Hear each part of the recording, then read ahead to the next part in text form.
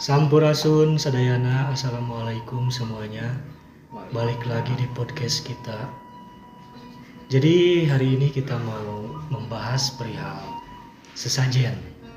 Nah, saya ditemani sama bisi paruhondenya saya teh. Jang teh. Jang saha namina? Jang Sanud.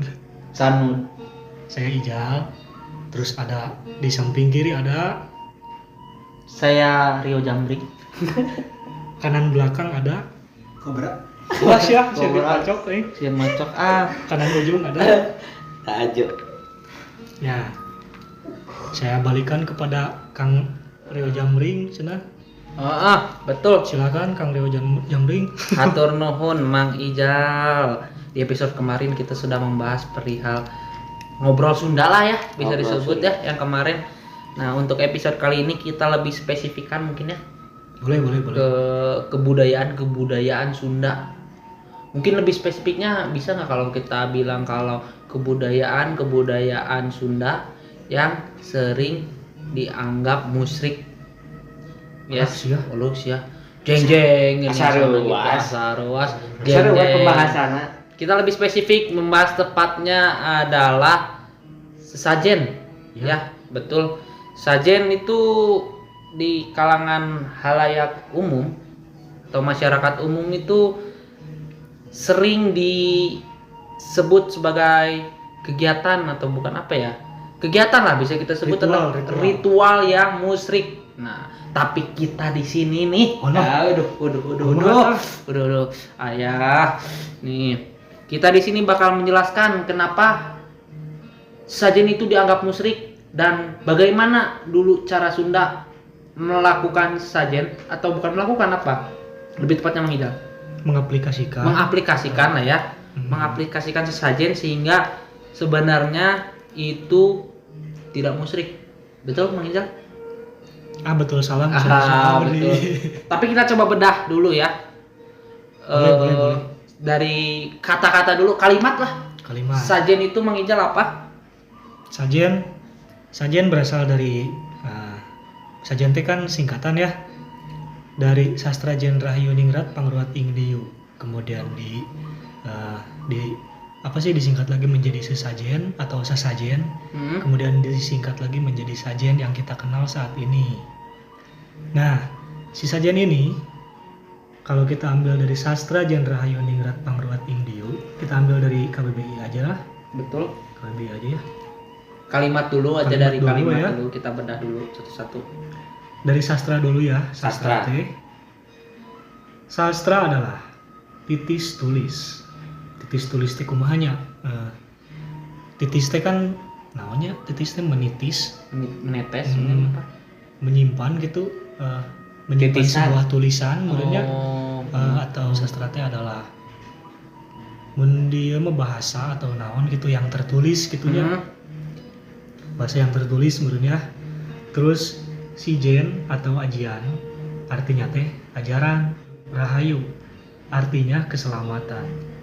Ningrat artinya di alam semesta atau di alam semesta ini yang kita melakukan kegiatan hidup lah, tempat kita berkegiatan sehari-hari atau bumi alam. Bumi alam. Kemudian pangruat memusnahkan atau dihindari atau menghindari. Ing diyu artinya teh kebodohan atau kemangmangan atau naon dia teh di abdi kebodohan kemangmangan teh naon sih baluweung meureunnya Bayung yang bisa mang gitu disebut. Ketakutan atau naon? jadi kurang nih ilmu pengetahuan ing diyu teh. Pangruating. Jadi sastra Jendra Rahayu Ningrat Pangruating Diu gitu. Pangruat ing diyu. Oh, katanya terpisah. Pangruat Ing Diu. Si ing diyu ieu teh diyu nya kebodohan eta atau bencana, bisa jadi malapetaka meureunnya. Kita bikin rancu si sastra Jen Rahayu Ningrat Pangruat Ing Diyu teh bisa disebut kitab suci meureunnya, kitab suci orang Sunda atau ajar pigukuh Sunda eta. Tah si tujuan teh supaya terhindar dari kebodohan atau keraguan-raguan. Tapi disebut musyrik nahnya bukan disebut musyrik mungkin disalahartikan ya. Disalahartikan mungkin ya. Karena mereka mungkin gak memahami, ya udah kita pahami aja. Tapi mang berarti secara bahasa itu sastra ya, sajen itu sastra. Sastra itu kan bacaan, supaya kita bisa membaca dan berarti memahami. Kenapa bukan dalam bentuk tulisan, tapi dalam bentuk simbol gitu? Iya. Kurang lebih disimbolkan itu. Simbol yang harus kita baca dan kita pahami, terus diaplikasikan ke kehidupan sehari-hari. Makanya sajen itu singkatan dari sastra ya berarti ya? Sastra Jen Rahayu Ningrat Pangruat Ing Dieu. Sajen. Oke, sekarang kita bedahnya. Sajen itu isinya apa aja? Untuk apa pada dahulu kala? Kan itu persepsi yang timbul banyak pendapat tuh. Ya. Coba dibedah. Sebelum lanjut ke situ, saya mau nyambung lagi yang tadi ya. Si sajen ini teh bukan hanya kitab atau simbol, tapi juga metode ajar atau tata cara yang bisa membentuk manusia kepada kesempurnaan diri. Sehingga nanti seseorang yang mengaplikasikan sesajen tersebut dapat bersatu pula dengan yang maha sempurna dan kuasa anu yang maha nu pamali dicaritakeun. Kenapa diaplikasikan sesajen itu? Supaya kita bisa hidup selaras dengan alam, karena si sajen kan semuanya terbuat dari unsur alam.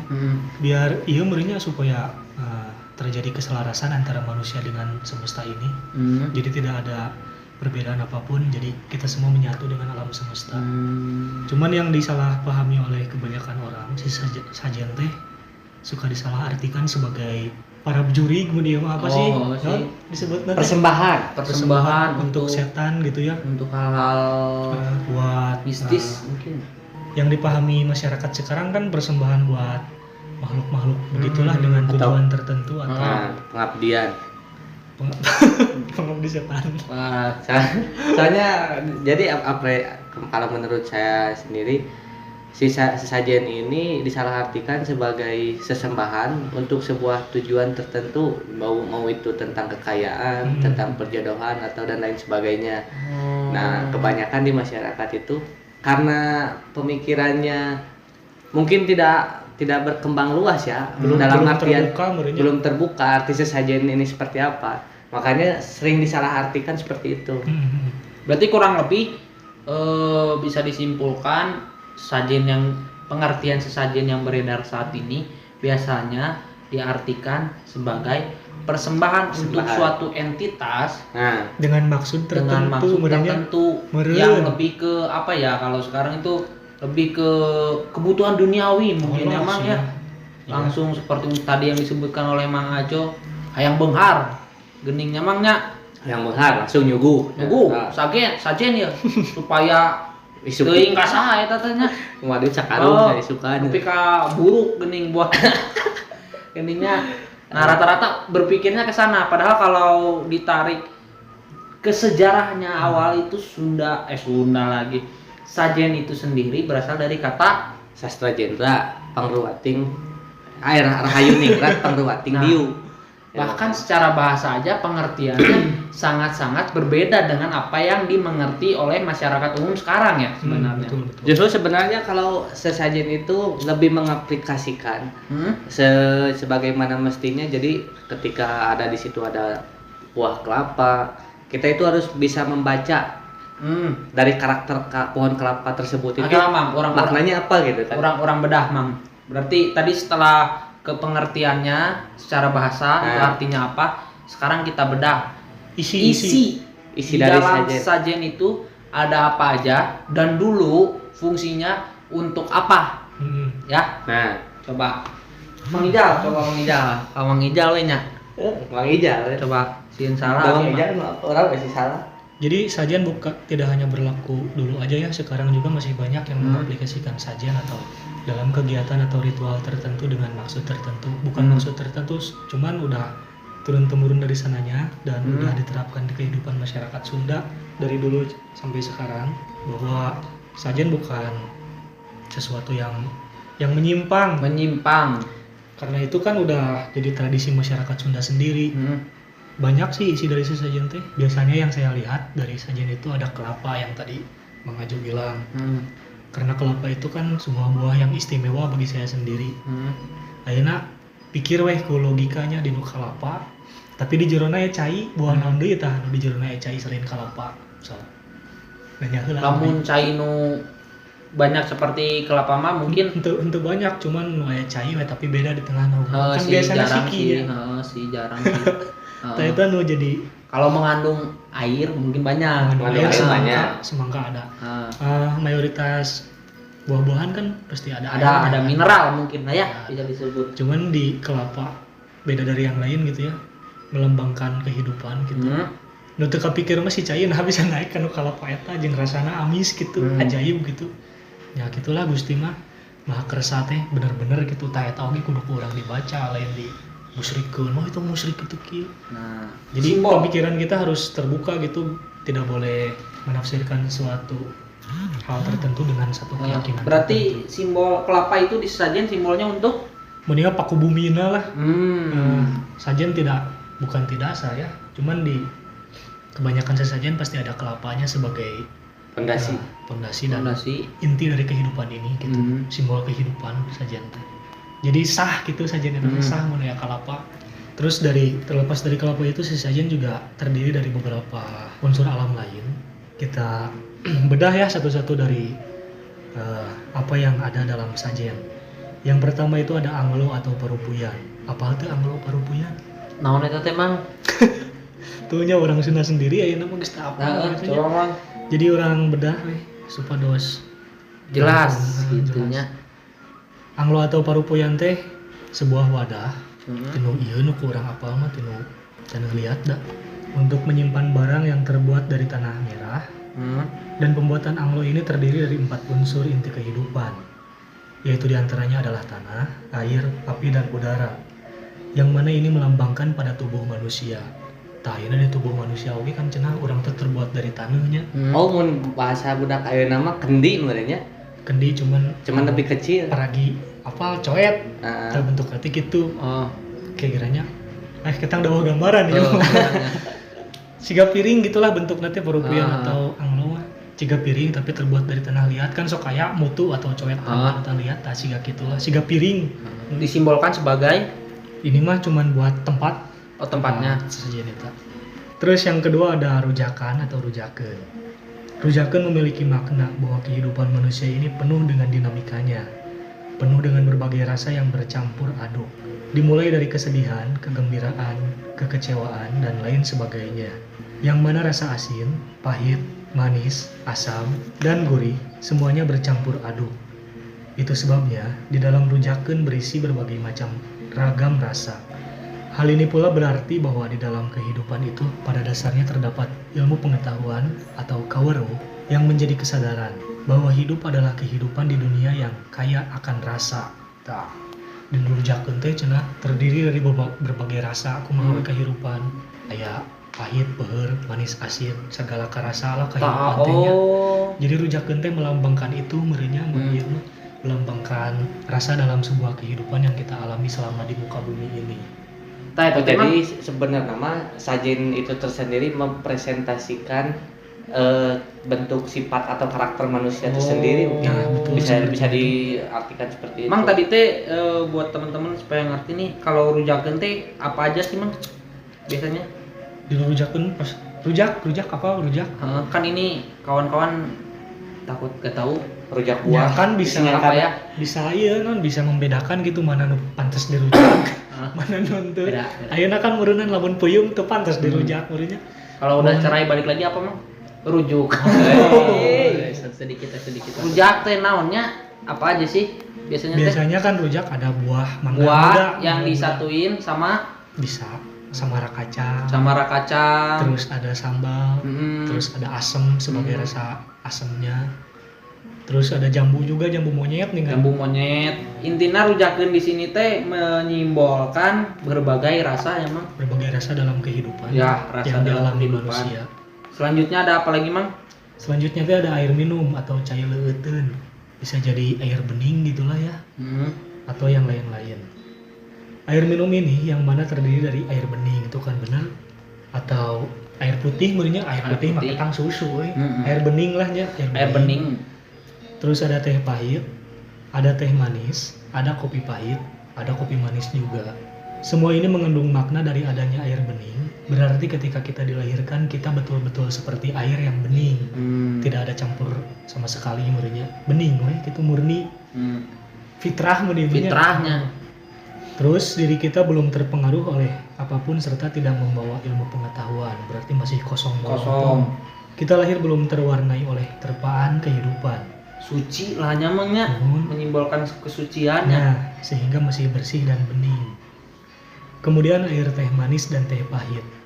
Dimaknai bahwa ketika kita menginjak dewasa, kita mulai diterpa oleh berbagai kehidupan, baik kehidupan yang bahagia, yaitu manis, maupun kehidupan yang menyedihkan, atau pahit. Betul sekali. Kemudian secara filosofinya, juga bahwa teh ini tumbuh pada tumbuhan di kelompok besar. Di kelompok besar teh anu ngarentet, budak gitu, tidak hanya satu pohon, yang mana diterpa oleh panas. Nah, si tangkal teh teh sana diterpa panas, diterpa oleh dingin, hujan, angin, disinari oleh matahari dan lain sebagainya. Dan teh tidak menghasilkan buah, melainkan yang diambil adalah pucuknya, yang diolah menjadi serpihan daun yang kering dan layu. Kemudian diseduh oleh air panas. Hasil dari air teh tersebut bahwa sepekat apapun warna teh, tetap masih terlihat ada unsur beningnya dan masih tembus pandang. Pokoknya lamun teh meskipun kiro oge katinggalinya tembus. Tidak boleh melihat dari luar menurutnya, padahal jangan masih bening gitu. Kemudian ada air kopi pahit dan kopi manis. Dimaknai bahwa ketika kita sudah menginjak tua, yang mana pahit manis kehidupan sudah sangat dirasakan, sehingga manusia menjadi padat dengan pengetahuan dan pengalaman hidupnya. Maka sudah seharusnya manusia itu memiliki sikap yang bijaksana karena adanya pengalaman dari pengetahuan hidupnya.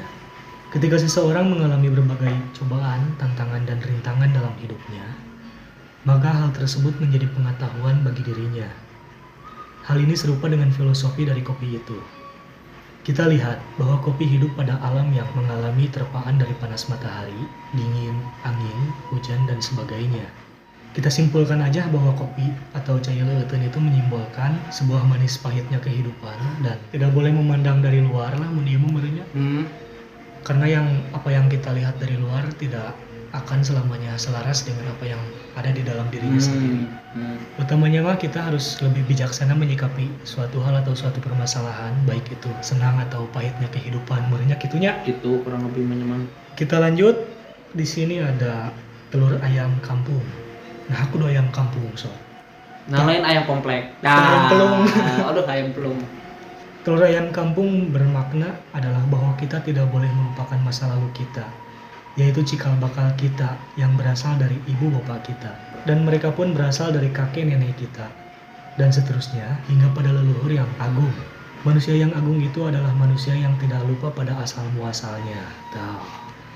Telur ini juga dimaknai bahwa kita jangan melupakan kampung asal kita, leluhur bangsa, dan budaya kita, sehingga kita menjadi diri sendiri, bukan menjadi orang lain. Sebagaimana pepatah yang mengatakan, jangan kita menjadi kacang yang lupa pada kulitnya. Dalam istilah Sundanya, disebut cupu manik astagina. Nah, jadi makna dari telur kampung itu, kita tidak boleh lupa pada sosok yang melahirkan kita dan tanah kelahiran kita, meureunnya gitu. Kemudian ada beras, bermakna kita harus menjadi manusia yang bisa membagikan kemakmuran, kesejahteraan, dan memberi kebaikan kepada lingkungan sekitar kita. Karena disinilah kita diingatkan bahwa kita tidak hidup sendiri, sehingga perlu bertumbuh dalam berbuat kebaikan. Tah eta mah geus menyimbolkan sesuatu yang agung lah. Ya benar-benar. Kasesama. Kemudian pisang manggala atau pisang emas matang. Pisang manggala dengan pisang emas berarti diartikan bahwa dari awal kehidupan hingga akhir kehidupan kita memiliki tugas agar menjaga perilaku yang berbudi pekerti yang baik dan menjaganya dengan segala kemuliaan. Tah kitu we nu intina mah meureunnya.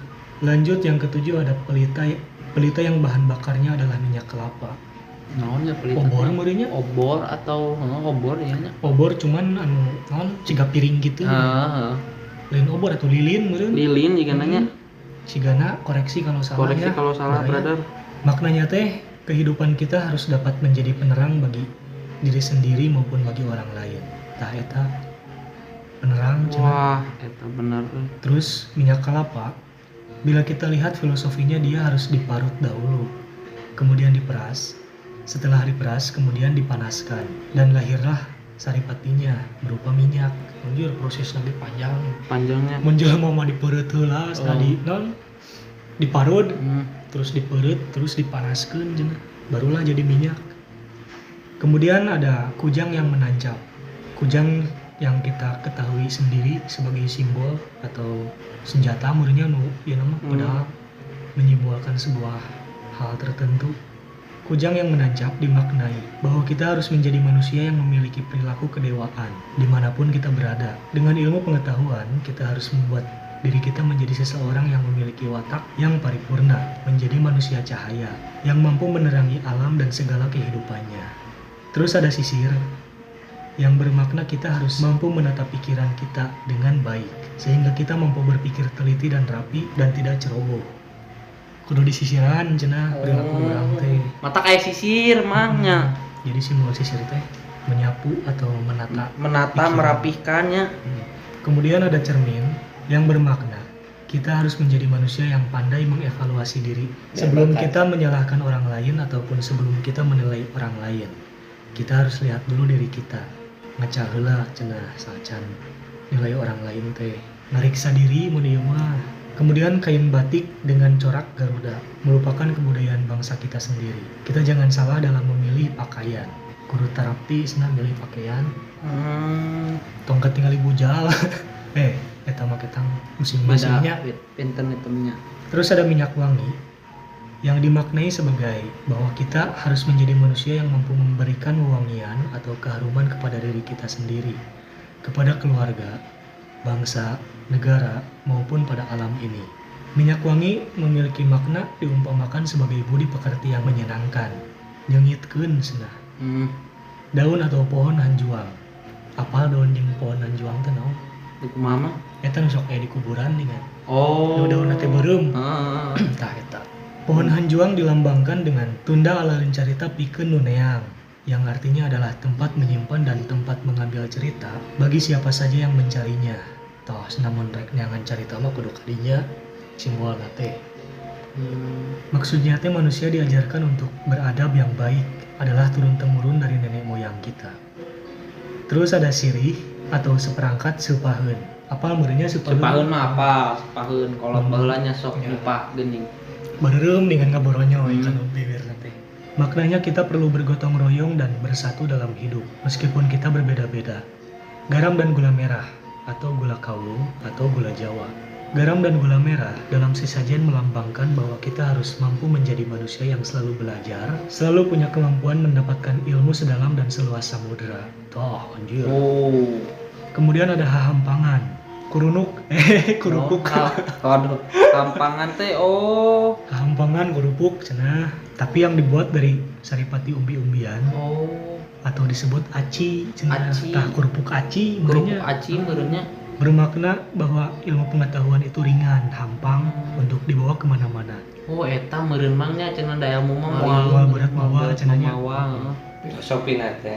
Beda jeung harta geuninnya mah nya. Ning dihisab lagi lila geuninnya. Terus kita juga harus merasa mudah dalam menghadapi segala tantangan kehidupan. Anjir. Hahampangan teh eta cenah. Maksudnya eta. Terus ada cerutu, udud badag jeung. Udud Roger. Si kobra seuri itu. Udud lah bra. Kalem we atuh. Benda ini merupakan benda yang dibuat dari gulungan daun tembakau kering yang sifatnya berlapis-lapis. Geus kaharti urang eta euy. Dia juga mudah rusak atau robek. Makna dari cerutu ini melambangkan bahwa dalam mengkaji sesuatu, terutama mengkaji ajaran para leluhur, perlulah kita bersikap hati-hati, tidak tergesa-gesa, dan tidak ceroboh. Perlu kita mengkaji dengan cerdas dan teliti, agar tidak salah kaprah dalam memahaminya. Kemudian ada kembang sertaman. Kembang sertaman teh naon nya mun ieu mah? Nah, dilihat dari bentuknya, kembang atau bunga selain bentuknya indah dan harumnya semerbak. Kembang ini sangat banyak disukai oleh semua makhluk yang ada di muka bumi ini. Kemudian setaman itu adalah lingkungan hidup. Kembang setaman teh eta. Jadi lain kembang ieu meureunnya lain kembang tangkai. Tangkainya. Setaman teh berarti kembang yang ada di lingkungan kita hidup. Maknanya adalah, jika kita mengerjakan semua ajaran yang telah diajarkan, maka kita akan banyak disukai dan dicintai orang lain. Banyak orang menunggu kehadirannya dimanapun dan kapanpun. Tuh. Sakit itu mah berarti nya eta teh isina unggul eta teh. Jadi itu sakit tuh aya keneh ieu mah kembang setaman teh. Oh, kembang setaman teh. Jadi lamun urang ka mana-mana teh cenah sok pada ngarepkeun. Terus mun aya urang si non nu didatangi eta teh merasa ieu non bunga mun ieu meureunnya bahagia meureunnya. tah eta. Terus ada kain suci atau boeh larang. Boeh larang apa meureunnya boeh larang? Boy teh ieu kapan? Lamun boeh mah nya kapan? Boy larang naon? Boeh larang teh boeh anu di ieu meureunnya. Kan larang teh sakral mun suci, kain suci meureun. Tah si boeh larang eta teh digunakan sebagai hamparan untuk meletakkan benda-benda sesajen.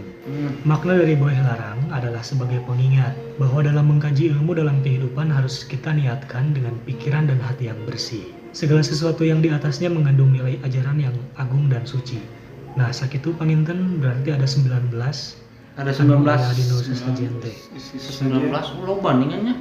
Jadi kalau dupa dan kalapa mah mungkin eta mah sebagai saklek meureunnya jang naon? Sebuah keharusan gitu. Kan tiap sajen sok aya kan. Tapi di nu sugu ge sok aya tah sajen jeung susugu teh beda eta teh nya. Urang simpulkeun heula we sesajen teh. Sajen apa, susugu apa gitu ya berarti ya. Orek dibedakeun. Boleh. Susugu mah urang diringkaskeun we nya. Sok coba. Ieu mah sesajen heula we. Nah, jadi dalam sesajen itu, kita perlu menyatukan antara raga, rasa, dan daya cipta kita. Sehingga akan terjadi tahapan rasa, rumasa, tumarima, nganuhunkeun, dan ngupaya. Yang artinya yaitu merasa, tahu diri, menerima dengan penuh kepasrahan, berterima kasih, dan berdaya. Dalam konsep teologi, bahwa dalam berdialog dengan Tuhan, kita perlu ada kehusyuan, memasrahkan segala hidup kita kepadanya. Tujuan dalam ritual tersebut bermaksud untuk lebih mendekatkan diri kepada Yang Maha Kuasa dengan berpasrah diri untuk meminta keselamatan. Tah eta intinya mah. Eta inti namanya. Kemudian, jika orang ingin membaca sesajen, maka ia terlebih dahulu harus bersikap duduk dengan tertib, merendahkan diri, rendah hati, dan penuh penghormatan. Kemudian heningkan daya cipta. Daya cipta teh ciptakan daya pikir agar terjadi kesadaran penuh.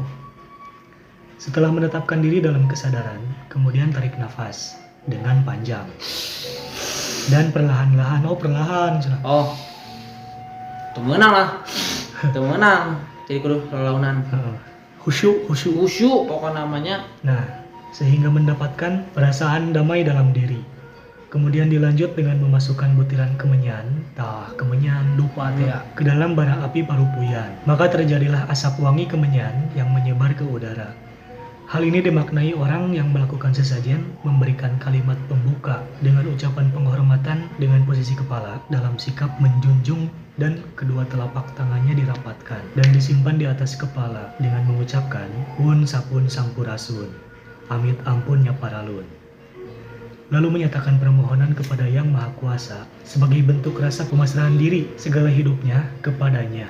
Lalu meminta restu kepada alam semesta dan meminta restu kepada para leluhur karena telah mewariskan segala ilmu pengetahuan kepada diri. Kemudian setelah itu, mulailah membacakan dan mengkaji setiap unsur sesajen yang ada di hadapannya. Dalam pembacaan tidak perlu terburu-buru, serta dalam pembacaan tidak perlu sama, karena setiap orang memiliki kekhasannya masing-masing. Melihat prinsip tersebut, kami menganalisis pula bahwa dalam konsep keagamaan mengajarkan kita untuk tidak memaksakan orang lain harus sama dengan diri kita, karena setiap manusia itu berbeda-beda. Nah, jadi sesajen itu memiliki makna yang sangat tinggi dan adiluhung. Bahan ajar atau sarana dalam ritual tersebut prinsipnya semua sama, yaitu ada unsur air, tanah, api, dan angin. Ada unsur hewani dan unsur tumbuh-tumbuhan. Jadi sarana yang disediakannya seperti anglo atau parupuyan, rujakeun atau rujakan, air minum atau cai leuteun, telur ayam kampung, beras, pisang manggala dan pisang emas matang, pelita yang bahan bakarnya dari kelapa, kujang yang menancap, sisir, cermin, kain batik dengan corak garuda, minyak wangi, daun atau pohon hanjuang, sirih atau seperangkat sepaheun, garam, gula merah, gula kawung, hahampangan, cerutu, kembang setaman, kain suci atau buih larang, dan sebagainya yang ada di dalamnya memiliki makna tersendiri. Makna dari sesajen yang dilakukan oleh para ajar pikukuh Sunda, yaitu ritual doa sebagai bentuk rasa terima kasih kepada para leluhur, alam semesta, orang tua, atau kepada segala sesuatu yang sudah menghidupi kita selama ini. Karena tanpa mereka kita tidak akan pernah ada. Sehingga dengan menggunakan sarana sesajen dari unsur-unsur alam, maka akan dapat menyambungkan kembali energi masa lalu dengan masa depan. Tah, eta sesajen teh. Kurang lebih eta nyamang. Jadi bukan hanya sebuah ritual atau sebuah benda yang disimpan begitu saja, tapi di dalamnya mengandung simbol serta arti yang mendalam, kata Bapak Korba mah. Jero pisan pokoknya mah. Jadi bagaimana caranya kita bisa hidup selaras dengan alam, menghargai leluhur kita, menghargai segala unsur kehidupan di semesta raya ini, agar diri kita senantiasa selaras dengan alam, bersyukur, berdoa, menerima keadaan kita sebagaimana Alam terbentuk. Dan kesempurnaan diri kita sebagai pemberian yang maha kuasa. Dilanjut aja Bapak Jambring rada perah ya teh ngopi dulu. Iya tuh. Iya geus serius.